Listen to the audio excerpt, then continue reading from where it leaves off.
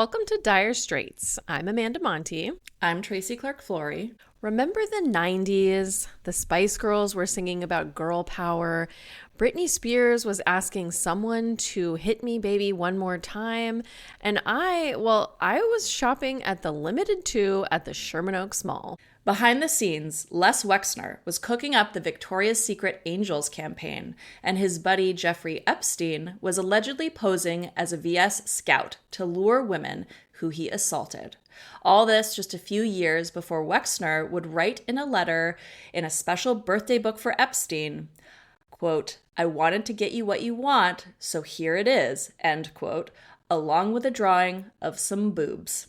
In that same birthday book, Trump allegedly wrote, alongside another drawing of a woman's body, "May every day be another wonderful secret." We know we're not the only women unpacking the now wide open secret of what 90s culture did to us.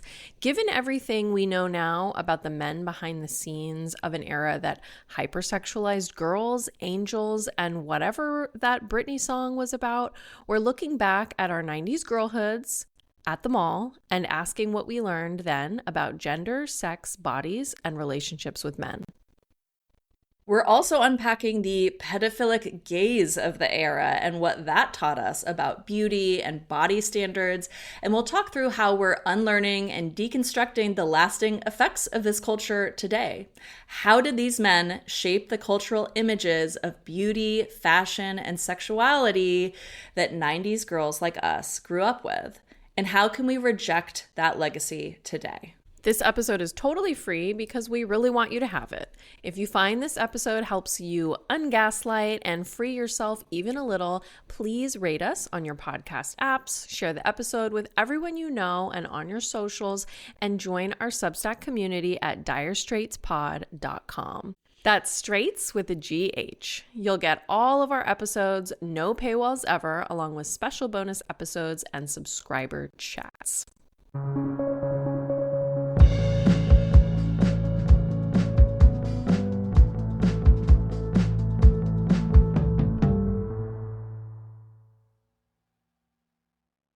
So let's first talk about why we wanted to do this episode. We discussed the 90s and the early aughts a little bit in our recent episode on porn panic. And one thing that came up was that while there have been some very well-intentioned arguments about how this era affected the millennial girls who came of age at the time, like us, a lot of those arguments have tended to focus on porn. Right. And we don't need to rehash that critique here. You should definitely go listen to our episode on how porn often becomes a scapegoat for patriarchy's problems. But we did want to dig a little deeper into our thoughts on that era, especially as more and more information comes to light about how figures like Jeffrey Epstein and his associates shaped 90s culture. So today we're going to talk about the cultural influence of Epstein, but also Les Wexner, who is a billionaire retailer and businessman. He owned companies our millennial women listeners may remember from their adolescent trips to the mall, including Victoria's Secret, but also the Limited 2, Abercrombie & Fitch, Bath & Body Works. In many ways, he forged the mall culture of the 90s, and he really launched fast fashion. We'll get a little bit more into the Epstein connection in a moment, but Wexner has said that he founded Victoria's Secret because he felt like it was a smart business idea to convince women that they needed to wear lingerie all the time. Not just underwear, but lingerie. And he claimed the stores were stylized for a women's point of view, nothing to do with men, which we are going to unpack. I think it should go without saying that these companies were extremely white. We know that Abercrombie & Fitch, for example, has faced allegations of racism, but these companies are also for little girls, which, in light of what we know now, is pretty stomach churning. Mm-hmm. Tracy, did you realize that Wexner was behind all of these companies? And I'm also very curious to know how many of them were formative for you as a kid. I had no idea until very recently. I don't have a real history with Limited Too, but I remember going to Wet Seal a lot, which was like a pretty similar company a store that you would see in the mall. I got my ears pierced at Claire's, of course. I remember the piercing gun got stuck. It jammed like halfway through my ear and they had to do it all over again. So I definitely have Claire's trauma. Also, in terms of like mall memories from the 90s, Bebe, I guess that's how you say it, Bebe. Bebe. So French. I was really into Bebe. And I remember like freshman year of high school, I had like my favorite shirt.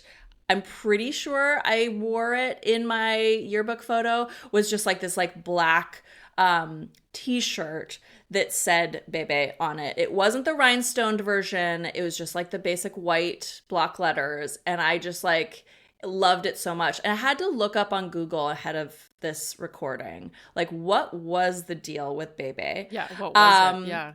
And so Google tells me that Bebe was a premier 1990s and early 2000s mall staple for trendy, body-conscious women. Famous for rhinestone logo tees, sleek cocktail dresses, and club wear. Body conscious. What is it? So it was a fat phobic store, is what they're saying. Yeah. Yeah. Yes. Yeah. I was not doing the like body cons dresses for Spandex. sure You weren't into as a like 13-year-old, but it was a very tight fitting top. And I think it's just like very funny that as a 13-year-old, I was like shopping at a store known for club wear because I was definitely not going to clubs. I remember those tops, and I know we're going to talk a lot about boobs today, but those tops in particular, like the Bebe, I remember it always being really like positioned right on the tits. Such a good point. Very tight, right? Yes. And the letters, like there's something like they probably designed that logo thinking about how they would sit and stretch across breasts. They like there was probably some like scientific research done about the prime placement on those t-shirts. Definitely. That was definitely like, I'm wearing a t-shirt, but I'm definitely telling you to look at my boobs. Even though they're concealed. And think of me as a Bebe, as a baby. Well, I mean gross. Especially in this context, it's like, right. And I wasn't even thinking about that, right? But of course that's in the air. Right. So also on the mall tip, Abercrombie & Fitch, to me back then, represented this symbol of male privilege and power that I really wanted to topple, which is basically how I ended up getting involved with a beautiful frat boy who worked in the store at the mall in the early 2000s. And I remember him telling me that they made the less attractive employees work in the back, like behind the scenes, because I don't know if you remember going into that store in that era, but like all the salespeople were like gorgeous, like models.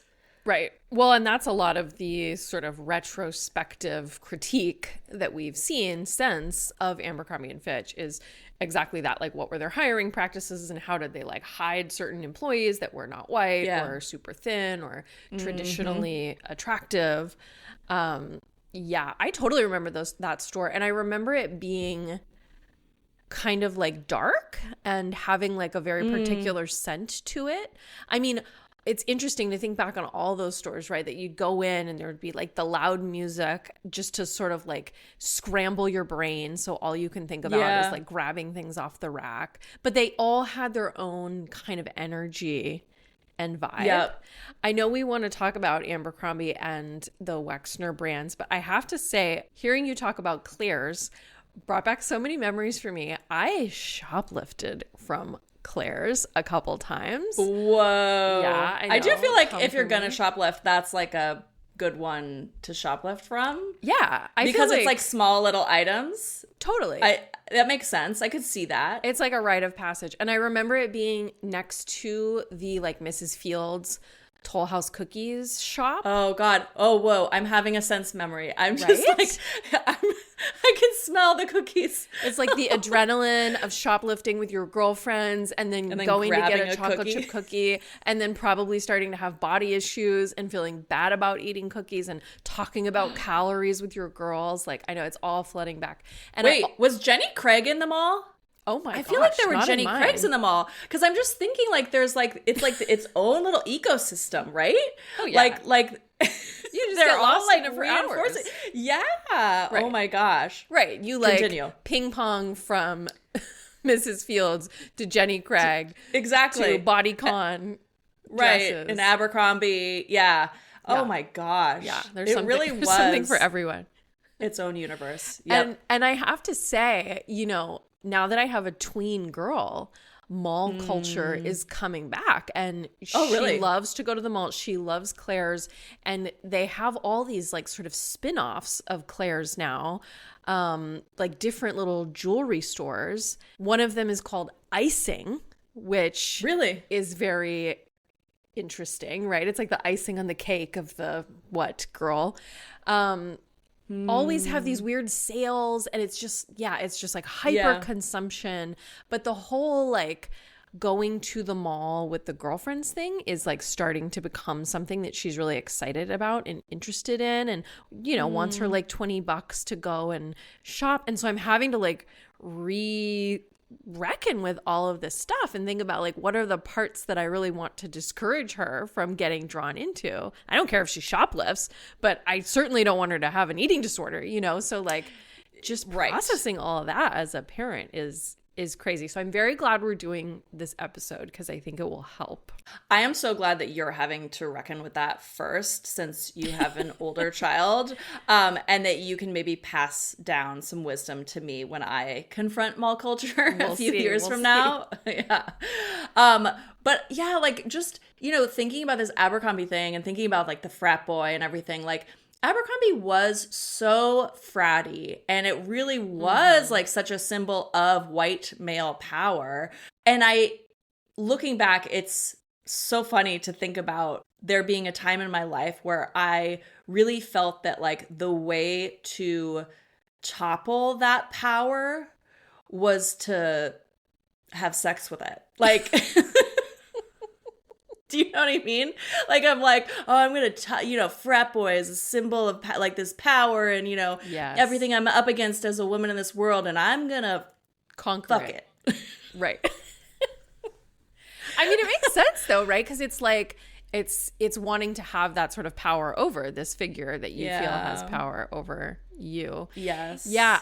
I do kind of remember having a similar feeling about Abercrombie, and later, like in college in the early aughts, I remember sorority girls who I kind of envied because I knew I would never be that type of young woman, you know. I remember them shopping at Abercrombie and having the jeans that were like really low on the hips, and you know, of course they were like thin girls, predominantly white girls, you know, and I remember just having that sort of like longing to, I don't know, be them. But I kind of like your approach better. I feel like it.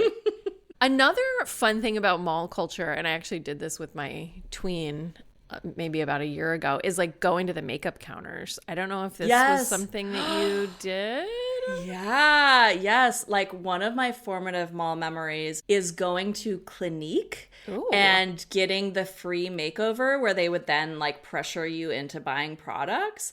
And a funny thing is that Clinique's Almost lipstick in Black Honey, which was like such the lipstick of that time, is having this wild resurgence on TikTok. It is so bizarre. Every time I go on TikTok, I see someone trying to sell me that lipstick that was the thing in like 1997, 98.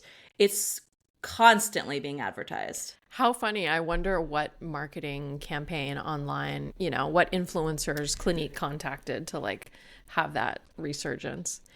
They are pushing it. Clinique is like an interesting brand identity. Like, I guess I think of it as being sort of like upper middle class white woman. I definitely did the makeup counters, but I remember being really into like MAC and Stila. They had like these glittery like eyeliners. Yeah. And then later I remember getting into Origins. I think my mom was really into Origins, which had that sort of like natural quality to it. But of course it like, I don't think was at all. It was like still chemically. And, but I will say that before that, when I was in junior high, really like squarely in, I guess, the late 90s, my dad used to drop me off at the Sherman Oaks Mall, the Sherman Oaks Galleria, on Tuesdays. This was before it was renovated. It was later renovated and it was like much nicer. I don't know why it was Tuesdays, but that like stands out in my head. I think that was one of the days I was regularly at his house because my parents were divorced and shared custody. And his house was in Sherman Oaks, not where I went to school. So I didn't often like meet up with my girlfriends. So sometimes I did, but mostly it would be like me, little junior high me, walking around the mall looking at like the window displays, and he'd give me like $20 or I don't know, maybe $40, although that seems like a lot of money back then. Yeah. Anything to kind of get rid of me is what was happening. You know, he's like, all right, I'm going to drop you off at the mall. Aww. And I would just cruise the stores. And that's when I spent a lot of time at the Limited Too. So, you know, the mall culture was like a big part of my youth. I also went to the Burbank Mall with my friends. That's where I went to school. You know, and in the 90s, I was like, you know, teens. So really formative years. And when I would go with girlfriends to the Burbank Mall, I remember spending a lot of time at Bath and Body Works, at a Les Wexner store brand. Yeah. And the whole branded like scentification of my personality. Like, you know, were you a cucumber melon or were you a freesia girl? Yes. That was such a thing. I wasn't a Bath and Body Works girl, but I did do Gap's unisex scents, and oh my God, their dream scent. It was like, honestly, I don't even remember what it smelled like. I looked it up earlier and the internet tells me it was a mix of white freesia, orange blossom, jasmine, and tangerine. And also lovely. that it was clean and youthful, which gross given the context of this conversation. Yes. But if I smelled that scent right now, I think I would have like a LSD level flashback to junior high. Like I might actually time travel to 1997 just smelling Dream. And I know that there's someone listening to this right now who is like, oh my God, that was my scent. Totally. It was everything. And it became your sort of like your brand, your personality. It was like, and it was very much tied to like, who am I as a girl? What kind of girl am I? Totally.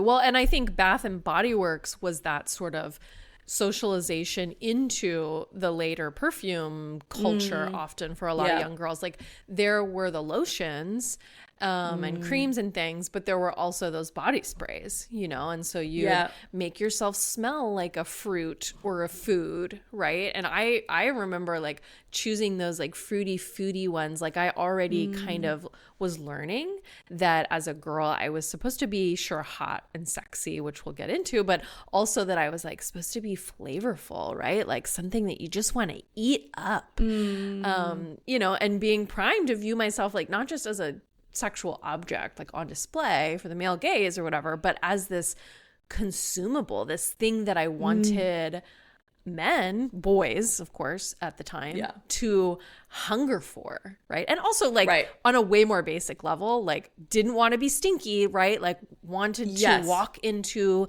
class in middle school and smell good, you know? Right. We were supposed to be flavorful, but also clean and tidy and fresh, unspoiled. Yes, for sure. Not dirty, right? Definitely not dirty girls. I, like I said, was also obsessed with the Limited Too, which, to be clear, that was like part of the L Brands portfolio, which was this trendy clothing store. The Limited Too was for young girls and teens. It was like the junior department, but it was a totally separate store for the Limited, right? Which was for older girls sometimes and women. And the Limited Too actually came about during the period that Jeffrey Epstein managed Les Wexner's finances. And in 2001, Too Incorporated ownership was actually transferred to Jeffrey Epstein. Too Inc. eventually went out of business a couple years later. But of course, not before I shopped there many, many times in the 90s. And I went back and I looked at some of the ads for the Limited Too. And I was like, oh gosh, what am I going to find that these two men were doing to my consciousness? And for the most part, like, the clothing is pretty tame. It's very like Delia's, like, if you remember the Delia's catalog. Oh, yes. Oh, yeah. Definitely. Like the little 90s, like, strappy tanks, spaghetti straps that we all know so well. Graphic tees for sure. I mean, in retrospect, looking back at like the young girls who were like piled together for like a sleepover and disturbing, like, but if it's possible to kind of take it out of its context, right? It's like, it's girl culture, it's girl solidarity, girls hanging out, very 90s girl power and girl friendship. There are some pretty short skirts and dresses and girls in bikinis. So nothing like wildly pedophilic. At the same time, just thinking about like that era as being, one of the first decades when we're really seeing little girls in skimpy bikinis and short skirts and midriffs. It's a little gross. We'll say that. I also just remember there being so many options. Right. And so that's why you could just shop there for hours. Because of course this was the sort of advent of fast fashion, which of course is a highly feminized market. Right. And that was a thing about these stores, is that there was constantly changing styles. And late capitalism could now really exploit young girls as a demographic. And that's really how 90s mall culture became such a thing, is through these, catalog brands, but also these teen and tween girl mall stores. Totally. Yeah. And Victoria's Secret, even though it was arriving via catalogs, it really was mall culture. But its influence was bigger than that. Yes, for sure. Yeah, it started as catalogs, but the mall stores are like burned in my memory. I'm so curious, Tracy, what memories you have of Victoria's Secret. As you might be able to predict, Victoria's Secret is like hugely formative for me, like above and beyond all these other brands. Like, it was enormous. It was biblical. That catalog was always there. It felt like you couldn't escape it. Like, in my memory, it feels like it arrived every week. Like, it was just like constantly in the mailbox. There was like a new copy, a new issue to flip through. And I would flip through it and I studied it like to learn about what was sexy. And I remember in high school, my very first serious boyfriend loved to look at the Victoria's Secret catalogs that arrived at our house too. And he loved Adriana Lima, the model. And I remember watching the way that he would sort of assess the women in the catalog like art or like luxury cars, like commenting on their various like assets. Like, she has this quality that makes her sexy, or she's to this. And all the while making these mental notes, which of course, like, looking back, I'm like, oh God, that's not good. Poor little Tracy. But I know. But of course, at the time, I was like totally like playing it cool. Like, oh yeah, I agree. Like, she has no ass. Like, But I really, really I wanted to be, or I wanted, it's kind of hard to say. These things can become pretty tangled up. Anna Beatrice Barros, I remember. And I just looked her up, and she still does make my heart go aflutter, I have to say. You still want her. I still want her / want to be her. Like, she's so fucking beautiful. I can't even deal with it. But yeah, I spent a lot of time standing in front of the mirror with my push-up bras from Victoria's Secret and my thongs, trying to recreate the images that I saw in that catalog. I totally remember this one like satiny purple like G-string that I had. I must have been like 13, 14, I don't know. And I just thought it was like so sexy because it was purple and it was satin. And it's just like, of course, looking back, I'm like, oh my gosh, these ideas of what makes something sexy. It's satin, it's lace, it's dark colors, you know? Right. Well, and it's a thong. It's riding up your ass crack. My gosh, the thongs. I remember when suddenly all my friends were wearing thongs, and it must have been because of Victoria's Secret. Because I mean, I can picture the images in the catalog of the women in thongs, and I remember the bridal thongs. You know, oh my god, the that's little so like funny, the white ones, and then they would have the little white thongs that had a bridal veil on the butt, like that's a tail. Ridiculous. That's so stupid. Which That's I know so we're going to stupid. talk about the pink brand, so we can come back to this weird stamping of the butt tail on women. That apparently was ubiquitous for the Victoria's Secret brand. But I remember a lot of the thongs had like a jeweled, you know, buddy thing going on. It would have like a cute little something happening. Like they'd have little logos or words and I just had to look it up because I was like, when did Cisco's thong song come out? And it was 2000. So it really was. There I mean, you it's go. like you can draw the line between like the explosion of the Victoria's Secret catalog Right. and then the thong song, which was like the song. Right. For a while there, you know, which is like, honestly, like if you were a very young person who doesn't know what we're talking about, like look that song up and listen to it. And you're just gonna be like, what? Like, how is this a song? Like these poor girls that grew up with this song. Yes, we're going to talk about 90s music a lot in a minute because there was a lot of, you know, osmosis between the pop culture, the music at the time, and the fashion. But one thing that I'm thinking about as we're talking about the thongs, and particularly the bridal thong, which is now coming back to haunt me, is that the aesthetic of the Victoria's Secret catalog was also often very like on vacation with your husband or boyfriend. I remember that very point. well. Like there was the like nice jammies, right? But then also like the vacation dresses. And I remember men in the catalog, and I could be wrong, but Interesting. I remember them being there nonetheless, right? Like there was always like the presence of the man that you got or were luring, right? Maybe you're on vacation with like your boyfriend. That felt like a big part of the brand story to me. Right. The brand was very hetero. Yes. Very and it was hetero. right. It's the implied like male gaze, like both the woman like looking in this sultry way into the camera and, you know, who is she making eye contact with? Well, it's the husband boyfriend, right? Of course. Right. Yes. Everything on the precipice of straight sex. Every image. Well, and then you as the consumer, as you're flipping through this catalog, are of course taking on the male gaze, like to assess her and oneself, and to think about how one could be more like this desirable woman on the page. Right. The push-up bras were also really big for me as well. Like as I got older, I remember investing in a lot of push-up bras.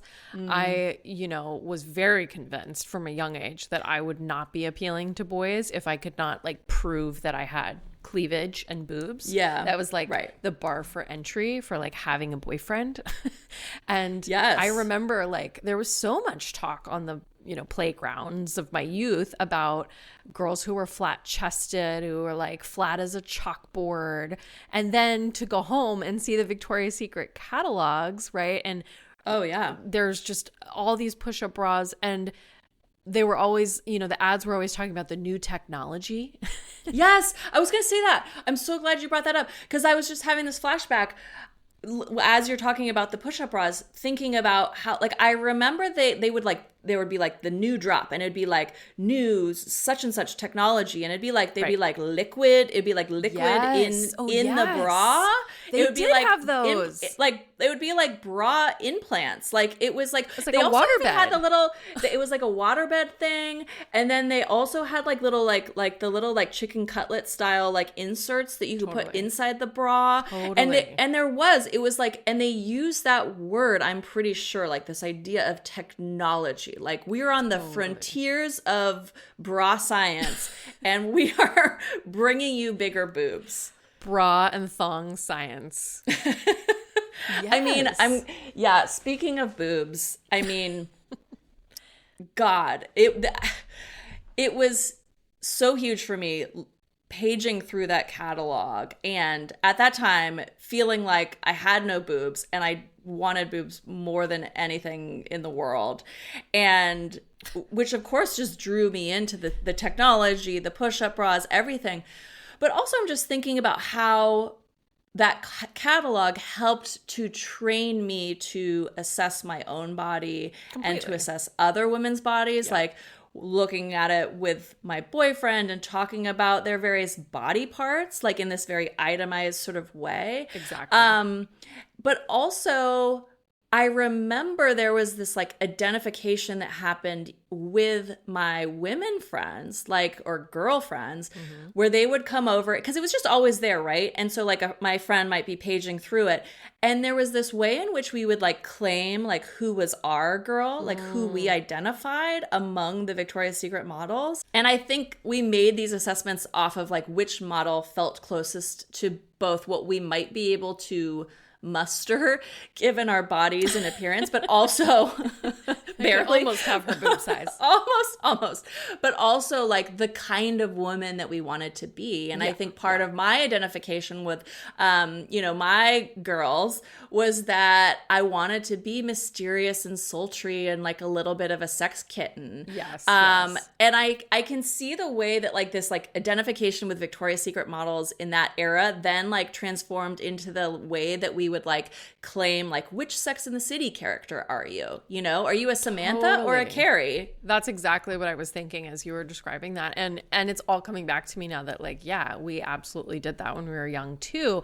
And I think part of it was like, what was their persona outside of the catalog? And also like what kinds of clothing, when they were allowed to wear clothing in the catalog, did they wear like, were you, the sort of like sexier, naughtier, usually less white model, or were you like Heidi Klum, who maybe more often got to wear like, wifey outfits, right? And that's such an interesting point. Like they really played into that, I think, with the catalog, especially, over the years as they started doing the live runway show.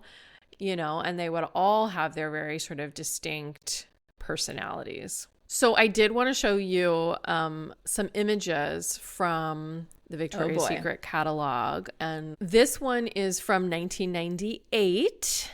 And for our listeners, it is an image of one of the angels dressed in a, how do we even describe it? Feather push-up bra. And it looks like feather undies and feather wings. Is she a swan or is she an angel? Exactly. Like it's weird. It looks, And her facial expression is not that angelic. She looks sinister in a sexy way. Right. Like she's an angel that is, she's an angel that's about to give you head. Yeah, or poison you. I mean, it's one or the other is the look she's giving. Depends if you're a man or a woman, because we know the straightness of the catalog. What are your memories of just the angel campaign? Because obviously, just to refresh everyone's memory, right, Victoria's Secret, started as catalogs and, mall stores, but they eventually really leaned into this angel campaign. It became synonymous with the brand. Totally. Yeah. I mean, I really do think that there was some evil marketing genius going on here. I think they really successfully got women to identify with these angels, despite the fact that they were like so untouchable and on this other plane of existence, because these women were being chosen. Yep. By a man or by all straight men in existence, you know, like they were supposed to be the best. Yeah. And I think this tapped into the trad fantasy of finding your prince, getting married, all of that, which is another form of being chosen. Mm-hmm. And we could merge with them by modeling ourselves after them and by buying their lingerie. And then we could be chosen too. And we could have that power. Totally. You know, that's so interesting because I also remember, like, I didn't know of any supermodels, I don't think, that were not Victoria's Secret angels, right? They were celebrities. But I also remember that there was a cultural tension for the models in terms of being taken seriously after they were selected to be angels. And, you know, it's often where like models thought like their careers went to die, right? And so I think the being chosen for a sexual purpose also in some ways harmed some of these models' careers, right? Because that was sort of all they could be. But I think you're right. There's like that tension of like, they're sort of chosen by the man, and yet because they are chosen to be sexy, they are spoiled. They become bad girls, right? Which is ironic because like the angel, I mean, that maybe that's like part of the counteracting it, right? Totally. Like it's not like they're not like sex pots. They're like, they're angels, they're angelic, they're innocent, they're pure. But really there's this undercurrent of I'm gonna suck your dick / poison you. You know, like that's like they're really maybe kind of walking this delicate line here. Right. Which is exactly what was Les Wexner's intention, right? Is, you know, he's on record as saying he wanted to create a company that was not trashy lingerie, right? It's all about being classy. Victoria in the brand, the official brand story is supposed to be this like upper crust English woman, right? But nevertheless, when good girls are bad, right? That's hot to this kind of male. Yes. Boyfriend, husband. And then, oh my God. And then it just ties to the like pedophilia stuff and the like, you know, lusting after girls. Virgins. Yes, exactly. It's all that in a fucking nutshell. And like angels, man, like the idea, like they're ascendant. They have risen. They are, you know, on another plane of existence. They're holy. And then, you know, the flip of that is the women who have fallen, right? So they're like, oh my God, okay. It's so gross. Hadn't really thought very much about these dynamics before, you know? Right. But it's all right there. You know, it makes me think of an upcoming episode that I know we're hoping to do about conservative sex positivity. We've talked about it already, you know, in terms of Evie magazine and their sex columns, but it's coming up again. And there is certainly that desire to hold that tension between the virginal, chaste, angelic girl who also knows how to ride her man and do the perfect lap dance and all these things, right? It's like a very Christian desire to inhabit like the sort of whore angel at the same time. Which, I mean, to be honest, right? Like I growing up, like that was my goal, was to like somehow straddle, that was an interesting choice of words, but straddle that dividing line and to be like, to be able to get away with being both. But actually, like, is it getting away with, or is it a survival strategy? Like it, like in the same way that it's like you're allowed to be sexual as long as you maintain enough of that goodness, like whether it's being a wife. So it's like in Evie magazine's case, it's like as long as you're giving a lap dance to your husband, it's all good, you know? And so that constant sort of balancing act that I think can come into play for a woman who's trying to navigate like how to be sexual in this world in a way that also feels kind of safe and not too dangerous. Right. And yet it's an impossibility because we know that there's no perfect way to straddle the virgin horror, complex. It's like you're always on the edge of misogyny, of being disciplined back in to good girl, virgin girl. So even more gross to think about us growing up with these images and honestly just the confusing brand story really here. It's classist, it's racist, it's fat-phobic. It also does not leave any room for women to really explore their own sexuality, right? Even though it poses as such, which we're going to talk about. But really gross that then Victoria's Secret came out with a tween brand. Oh my God. Which was the pink line. Supposedly, pink was for teens, but many people refer to it as a tween brand. Tracy, I'm sharing with you an image from a pink ad. I'm hoping you can describe it for listeners. Okay, I'm looking at an image. Oh my God, I don't even know. Yeah, I'm looking at an image of a young woman who is surrounded by pink. She is in a pink polka dot chair holding a pink polka dot like dog stuffed animal, a puppy. And she's got like sparkly leggings and a thong on. Maybe, potentially no underwear. Hard to say. It's like really hard to say what's going on here. And she's extremely, extremely thin.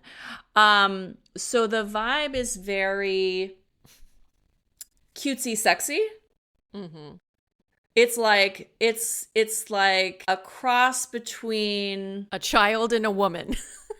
A child and a woman. It's like if you crossed a Disney movie with an adult sex shop, like is the aesthetic. Yeah, totally. I mean, also like slightly kind of sleepover-y teen. Yeah. Like she has sunglasses on her head. The stuffed dog is a really disgusting choice, right? Yep. And then on, she's wearing sort of like a graphic tee that's like cut off, but so that you can still see her egregiously thin stomach. This is an ad for pink, apparently, although it's very hard to tell what product she's even. What are we selling? Right. Maybe the stuffy, maybe the t-shirt that is seemingly cut off. So I always like remember like pink is like burned into my mind as like Victoria's Secret. And I think of it as sort of always being there. Like the pink butt pants feel like they were just always there in my childhood. But I was reminded when I was preparing for this episode that actually the pink line didn't even launch until 2002.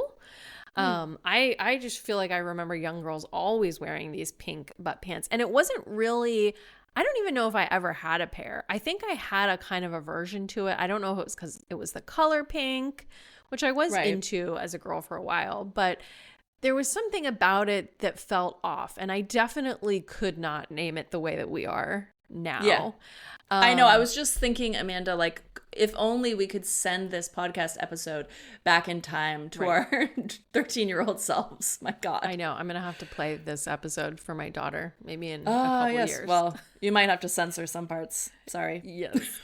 But I think what's interesting, again, is like we're talking about the thongs, with the little butt adornments, and pink was that too. It was very much about those pants that say PINK right on the booty, and kind of like the Bebe shirts, right? It's like calling attention to your most important features, tits and ass. But also like pink. It's like I know. Labial. It's like, well, and it's also just like so gender binary, like gross. It's all the things. Like it's evoking all of that. It's doing a lot of work, that one word. Yeah, a lot of work. And I think for our purposes, like it's really important to think about like how easily, as a culture, we just accepted that this lingerie company was now marketing to teen and tween girls. We can say a lot about what Victoria's Secret did to like grown women's sexuality, but we are talking about consuming this as young girls. Yeah. And it could not be more mainstream. Like, this is the mall. This is like in the suburban mall, right, front and center. Right. And as you said, on like every mom's coffee table. Yeah. I don't even think you had to, did you have to subscribe, or did they just come? They just knew everybody's home addresses somehow already. Exactly. And to be clear, to put this all in context, in the 90s, Epstein didn't technically work for L Brands, but he was reportedly telling young girls that he worked for Victoria's Secret. So, of course, when we talk about what these companies did to a generation of millennial women coming of age, millennial girls at the time, it's not only what their marketing and ads and products and brand stories did to everyday girls like us. It's also about how all these Epstein victims were trafficked using these businesses as a front. I have a story to tell that's pretty relevant here. Oh, God. That's relevant to that? It's to sex trafficking. No.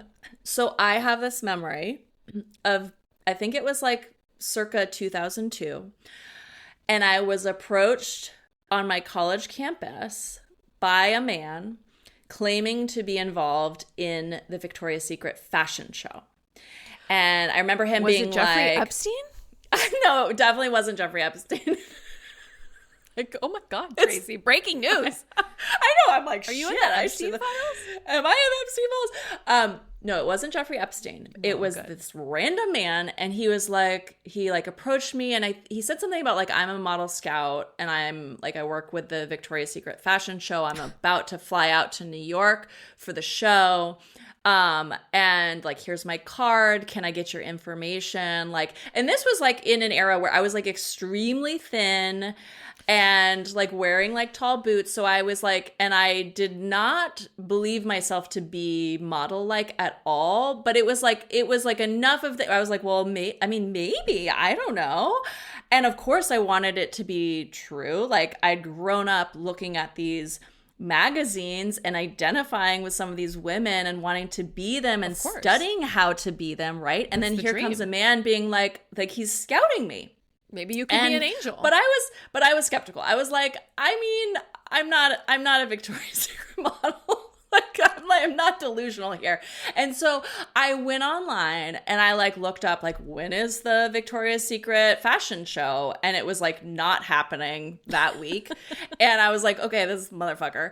But it's, I haven't thought about that for a very long time. And now it's all the creepier knowing that Epstein posed as a scout and did exactly that. And and then now, of course, I'm like, wait, what was that man trying to do here exactly? Like, was I almost sex trafficked? Like, what the fuck? Well, and I mean, how many men did that, right? Like, is it like, yes, douchey guys posing as ICE agents now? Like, yes. Yeah. Exactly. All the exploitations that happen where the man does not need to be rich and powerful at all. Yeah. I doubt that this random dude who came up to me on my college campus, I doubt that he was like well connected or anything like that he had any of the power that Epstein had. Right. But there are predators out there who are scheming in this way and are capitalizing on these kinds of things. I think that like that experience really speaks to like the cultural cachet of Victoria's Secret at that time. Like that if you were going to try to approach a woman, a girl in this way at that time, the name you would use was Victoria's Secret. Exactly. Well, and the ubiquity at the time and still now of women viewing themselves as objects that could be purchased if they were stylized correctly, and men, thinking of girls and women as economic products, right, that they could buy. And it's like, always sort of being on the edge of that. Like, well, if he is a guy that works for this brand, maybe I could sell myself to him. And we should say that L Brands was reportedly made aware of the allegation that Epstein was using the Victoria's Secret brand to lure girls in the mid-90s, and that L Brands told Les Wexner, but nobody did anything. And there's a much bigger conversation to be had here about modeling and girls and, 90s sex trafficking. In 2020, the New York Times also exposed allegations of rampant misogyny within the company Victoria's Secret by Ed Razek, a top executive. So again, the culture within the company was also deeply problematic. But I think what really strikes me, is how these brands really shaped my entire identity and relationship to my body and sexuality, as they did for so many girls who came of age at the time. Our youth was always circling around these brands. This is what we did for fun. We went to the mall and we looked at these women and these styles, they defined femininity for us, our bodies, our notions of beauty. And we're going to talk in just a moment about how we're now resisting those standards of beauty. But all of it was sort of circling around heterosexuality and appealing to men. And finding power through that too. So let's talk about the image of girlhood that was being forged through these companies and also in the wider cultural landscape in the 90s. Music and retail fashion really fed off each other. And of course, dominant in pop culture at the time were, again, images of girls. Yeah, the 90s was the height of girl pop and girl power, even beyond the Spice Girls, which is, of course, what first comes to mind. There was Britney Spears, there was Christina Aguilera, there was Jessica Simpson. This was, again, a moment when late capitalism realized, hey, girls love pop music and we could really go wild with this. Do you remember 1997's Barbie Girl by Aqua? Oh, yes, I definitely do. I mean, MTV really fed into that hyper-sexualization of girls too with spring break specials, which I feel self-conscious about how often I'm talking about how spring break specials shaped me as a person, but here we are. It's the truth, okay? I mean, I will never get over it. It's Victoria's Secret and spring break specials. That was our childhood. It was everything. It was everything. Which is so fucked up. And there's definitely a part of me that will always be stuck back in 1997 at spring break in Cancun, even though I never actually ever went to a proper spring break.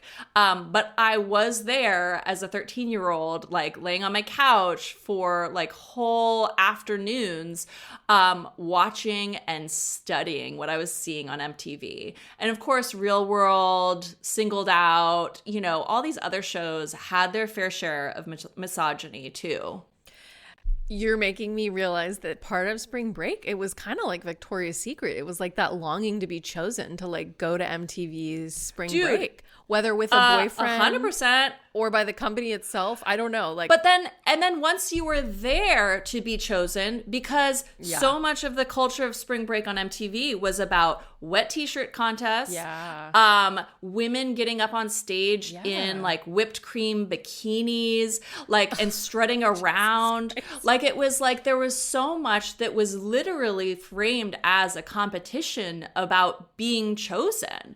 And it was strutting your stuff in a bikini. It was women on the grind, dancing in bikinis and thongs and stuff. Don't get me started. So much of my girlhood was that longing to be chosen and to be grinded upon, or to be someone say that I had great boobs. Right. We all just wanted to be time on that. a good surface for being ground upon on the dance floor, It's oh my God. So that we could grow up and learn how to give our hubbies the perfect lap dance. start this podcast and have our revenge. Yes. Well, that's what I want to talk about because, you know, there was also the emerging culture wars over the sexualization of these young girl pop idols.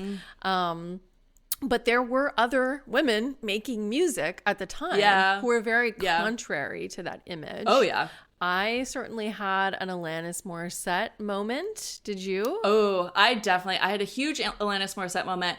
She was my very first concert. My dad took me that's so good. I was to the Greek Theater in Berkeley, and I was like on the periphery of the mosh pit with my dad watching Alanis Morissette in 1997, and it was like a peak life experience at that point. I think my first concert was like a Kiss FM concert, and it was like all the 90s like pop stars at the time, like Desiree and oh god, I loved her. It was so good. So good. Oh my god, I almost broke out in song. I'm like, can you see me physically restrained? Do it. You gotta be. No, we're not doing it. We can use that for the Instagram. Well, and Alanis Morissette was such the antidote to the sexy angel good girl of the 90s. She was like that little glimmer of feminist rage and refusal. Yeah, totally. Yeah, and I moved on pretty quickly from Alanis Morissette, and I think it might have something to do with the fact that I felt so cool after that concert. The next day I came into school with my new Alanis Morissette t-shirt, and one of the cool boys was like, Alanis? Of course. She's so lame. And I was like, just like crestfallen, because I was like, that was the coolest experience of my life. She is so objectively awesome. Yeah. But even she, like, all hail powerful goddess Alanis, like, this fucking motherfucker at school thinks is lame. And I'm like, well, I have no shot here. Like, I have no chance. But then I kind of fell in line. And I really, like, I don't know. It was like I took a very different path after that point. Well, Alanis didn't have a push-up bra, so, you know. She definitely didn't have a Victoria's Secret push-up bra with waterbed technology. I mean, a whole other episode here is what the 90s did to boys, right? Because we hear a lot of, they were watching porn, internet porn, but there was a lot of other influences that were really fucking up millennial boys. But I think that would be pretty interesting. Yeah. Yeah. Remember Jewel? I do remember Jewel. I was not big on her. Really? Tracy? No. You might have to have a late in life Jewel phase. I could see that. No, yeah, I don't know. For some reason, I think it was like she was another one that was like really made fun of at school. Yeah. You know?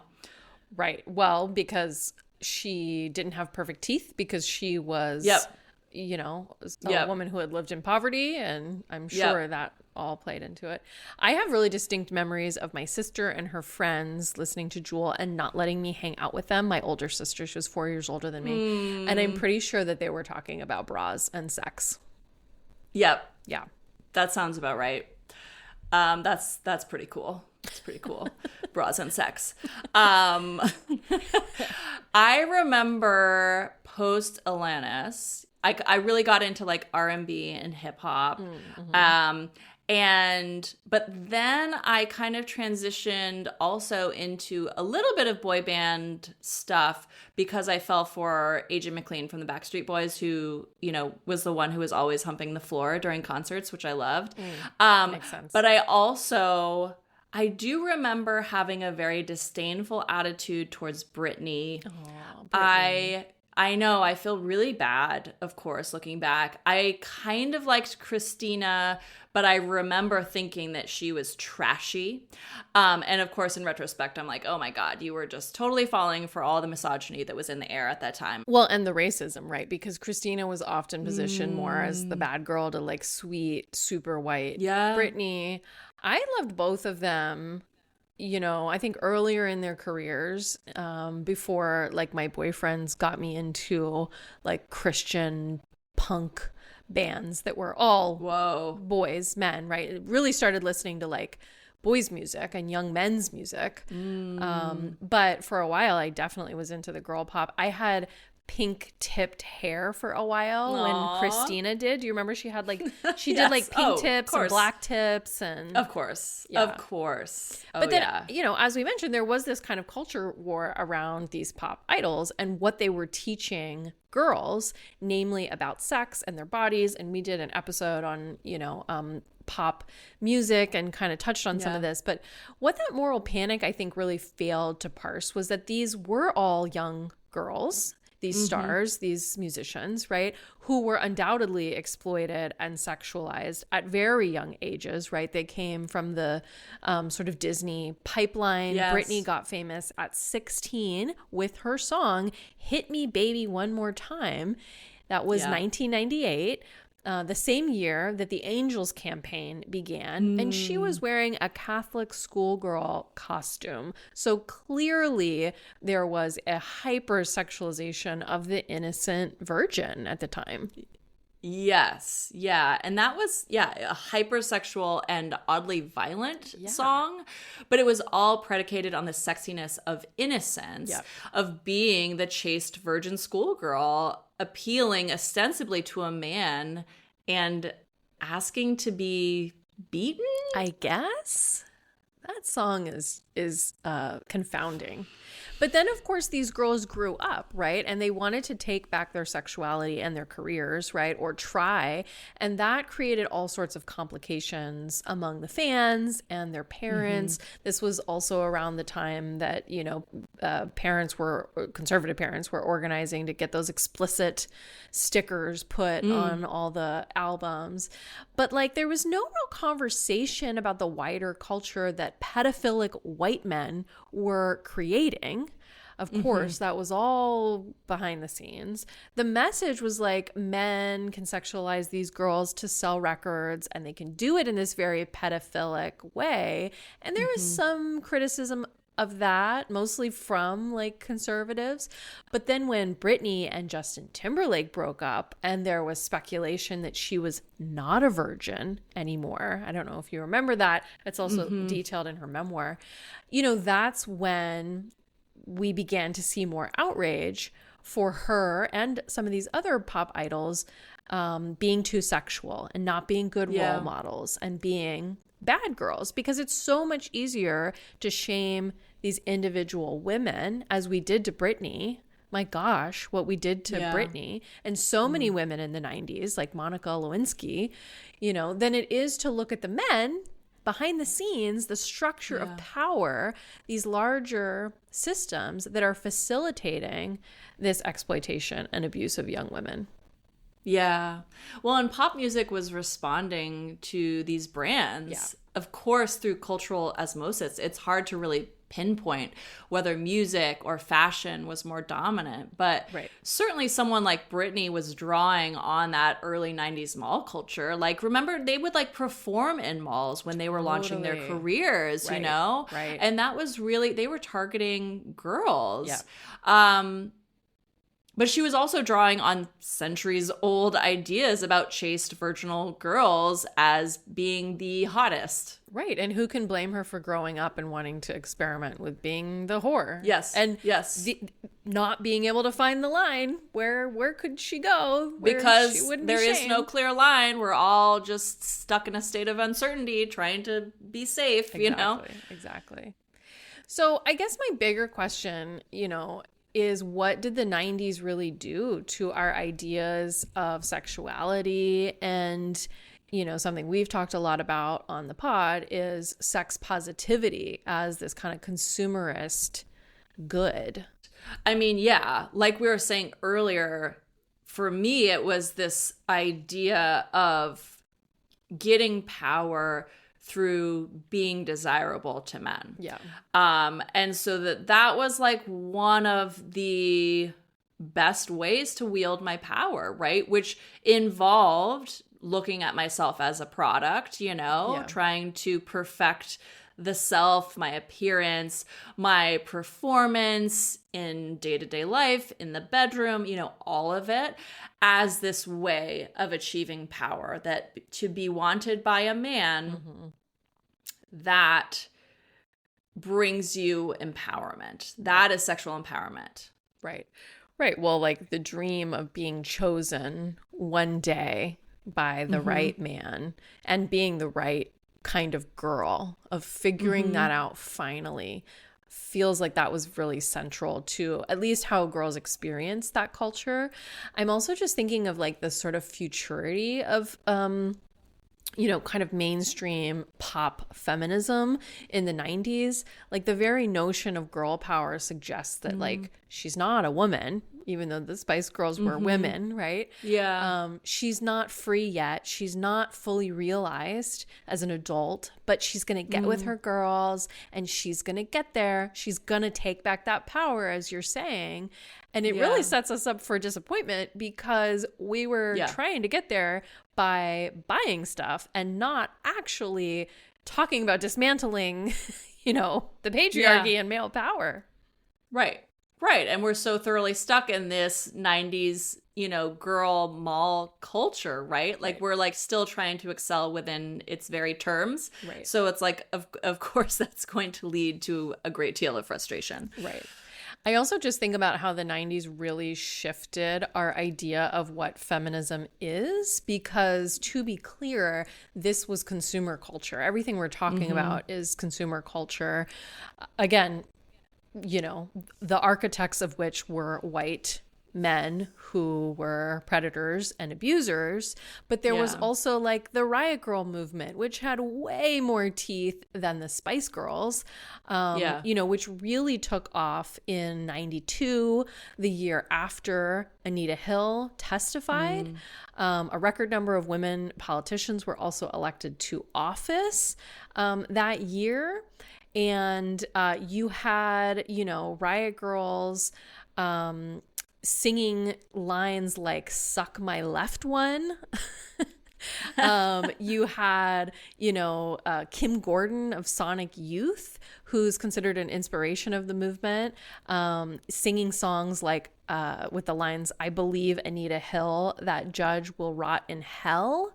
Anita Hill's story is, it's just so similar to the Kavanaugh hearings. And we also saw singers like Tori Amos release a song about her own rape called "Me and My Gun." And she co-founded RAINN in 94, which is still the most prominent network for, helping survivors of sexual assault and abuse. So there were, when we talk about the Spice Girls and Britney and girl power, that was not the feminism with teeth. And yet I feel like we have this memory that that's what feminism was in the 90s often. It was capitalist white feminism really emerging. Feminism as a commodity and as a consumer identity. Right. Well, in that conflation, it's like, we've talked about this so many times before, but it's like to point to that phenomenon and conflate it with feminism as opposed to see it as the commercial co-optation of it. Like that's the important distinction here. So a lot of what we've discussed, I think we can see how it landed us where we are today in this moment where many people think that feminism and sex positivity is trad wives and girl bosses and pleasing your husband and buying the right products. We have somehow forgotten the gritty feminists of the 90s and before who resisted both girl power and this idea of sexy women being angels, the Victoria's Secret angels version of sex positivity. Right. The girl boss didn't come into view until mid-2010s, but so much of what we've talked about today shows how men's companies and narratives about women's sexuality and beauty set us on a path to reject feminism in exchange for men's ideas about women's sexual liberation. Oh my gosh, yes. Yes. It also led us to this moment when women seem to think that their only options are to serve one man in the home, or at least like consume content of that idealized life, or to serve capitalism. right? And because we've forgotten that grittier history of refusal and rage. But I am curious to close to hear from you how you are feeling about all these beauty standards and body standards that we inherited from the 90s today. I know that I am still working to unlearn a lot of that stuff. Like, I think I've really unpacked my relationship to fat phobia over the years and, you know, diet culture and exercise culture. And my boobs are totally different. You know, now that I've had kids, I have big boobs. So, right. I mean, I guess that's nice, but I don't wear push-up bras anymore. I mean, you know, I will say, like, in so many ways, I still feel stuck in like 1997 in terms of my relationship to feminine beauty standards. Like, especially like things like leg shaving, you know, it's like I hate to shave my legs. I find it oppressive. I'll complain about it to my family, like, because I find it to be painful and itchy. I hate doing it. It's a burden. And I basically will only do it when I have to show my legs in public. And I've like noticed recently, like just the other day, my son, who's 8, was like hearing me complain about it and seeing me like being in pain. And he's like, Mama, just don't do it. And I'm like, it's like, it's more complicated than that, you know, because like if I don't do it, like I don't believe in this and I think it's bullshit. But if I go out to the pool with you and I am totally unshaven, like that should be fine. But I know that there will be people there who judge me. And you know, it really does feel like in those moments, like this weird sort of circular thing where I feel like I'm just exactly where I was in 97. Yeah. Where it's this relationship to the body and this relationship to thinking about how it's going to be perceived and being afraid of, rejection, of judgment, of being seen as like dirty and unclean. And, you know, I think there's like something about that is like still so tied up in this like little, like this idealization of little girls. You know, it's like the smoothness and the sleekness and the like, you know, not wanting to be a hairy, you know, 42-year-old woman at the pool.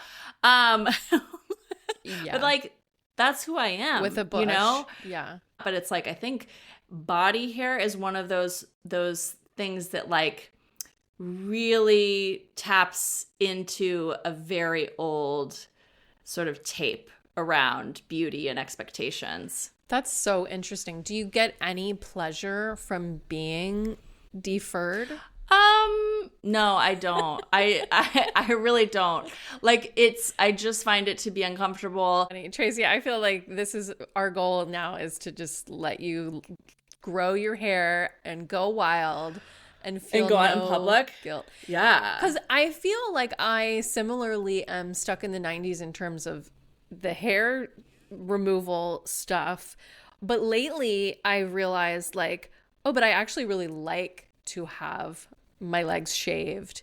And yeah, I know this about you because I always find it anytime that this has come up, I'm like, oh no, Amanda enjoys it, which I do know to be true of many women. I mean, I don't enjoy doing the labor because whatever, it's just like one more thing to do and takes forever in the shower, especially if it's been a while. But you know, the funny thing is I remember growing up and my mom talking about, oh, I hate shaving my legs, but like one day you'll just have to do it, and being like, huh? Like that's weird. Why would you just, exactly like your kid, right? Yeah. And so I'm sure deep in my psyche, that's all there. Yeah. And yet I think I got to a point where I was like, but actually sometimes I really do enjoy this. Like I like the feeling of like the softness. You're so right. It's so trying to make your body look like a little baby, you know, but I got so used to it, I think, and came to associate it so deeply with pleasure and with like feeling good in my own skin that it's like, at some point I was like, oh, I guess I'm not going to shake that anytime soon. Right. So, right.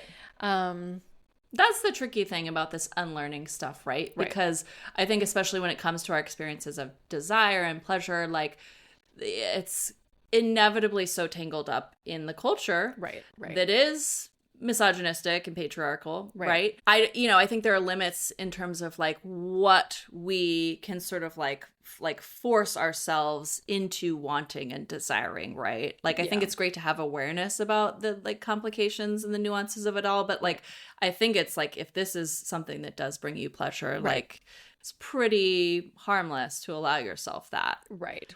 And that's the thing. Is it harmless? Is it something, is it gender affirming self-care that you're doing, you know?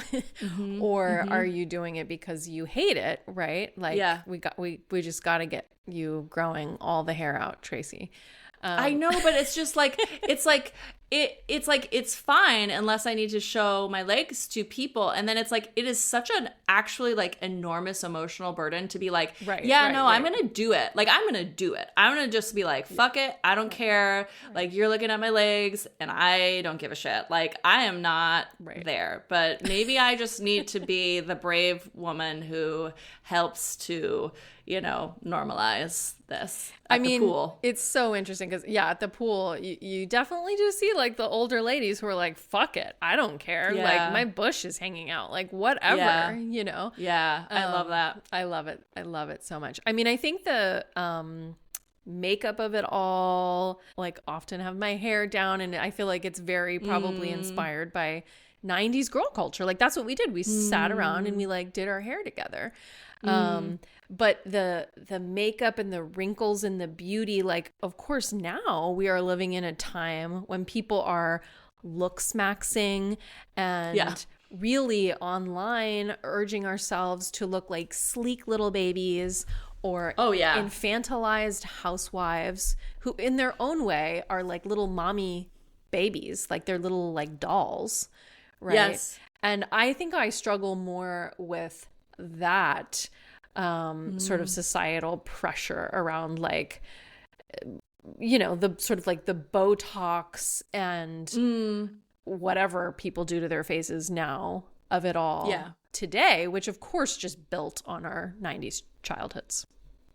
Totally. And very much to do with, you know, ideas about age and youth being attractive, of course. Totally. Yeah. And I have really been thinking, like, I have no desire to make myself look like a hot little child. So how do we kind of, especially in our 40s, like lean into a style that feels our own and not like Les Wexner's, right? Or Jeffrey Epstein's. And I think so much of that process is like just getting to a certain point in your life when you kind of stop and think like, well, what do I like? Like, what do I like to adorn myself with?